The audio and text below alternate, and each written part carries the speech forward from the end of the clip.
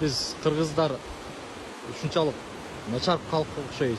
Ушундай сонун табиятыбыз бар. Караңыздарчы мына кол менен жасагандай кинодогудай үңкүрлөр, сонун болгон табиятыбыз бар дагы.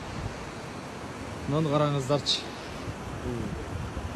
Hayvan gelip, mal gelip bu жерге кыз таштап кеткен жок, башка кылып кеткен жок.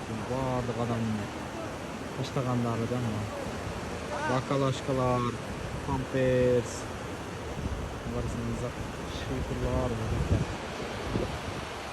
Ойттондай. Bu жакты караңыздар. Европада ушундай табияты бар болсун, кандай сонун кылып салат.